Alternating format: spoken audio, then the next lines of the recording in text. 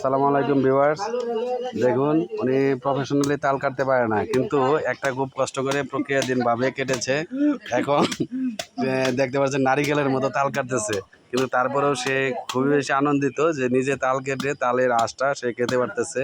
এর জন্য সে সরাসরি আপনি এই যে দেখতে পারবেন যে এই বাজার থেকে এখান থেকে সে তাল ছুটাইয়া নিয়ে আসা, তারপরে এখান থেকে নিয়ে আসা এখানে এই যে এখানে দেখেন কাটতেছে। আর তার বন্ধু পাশে আরেকটা তাল ধরে দাঁড়ায় রয়েছে, ঠিক আছে।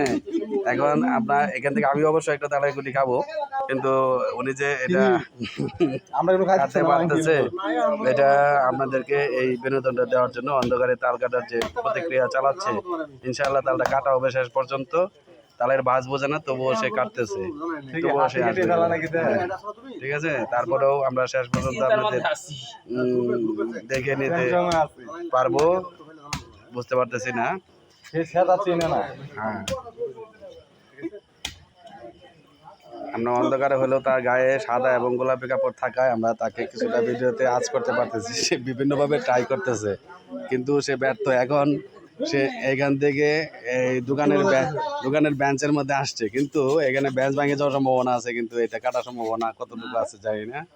ঠিক আছে, এখন সে মোটামুটি অভিজ্ঞতা হয়ে গেছে, বাসে বাসে কেটে ফেলতেছে। তবে এলাকাটা নোংরা হচ্ছে, পরে পরিবেশ করা যাবে, সমস্যা নাই। ঠিক আছে, আর সে আরেকজনে দেখেন কাটা ছাড়াই ভিতর থেকে বের করে একটি আঁশ খেয়ে ফেলেছে। ঠিক আছে, এই খাওয়ার মাঝখানে ঠিক আছে সর্বশেষ তালের গাটি বেরোচ্ছে। এখন একটু লাইটের মধ্যে নিয়ে দেখতেছি, আমরাও দেখতেছি কি অবস্থা। ঠিক আছে, বেরিয়ে গেছে।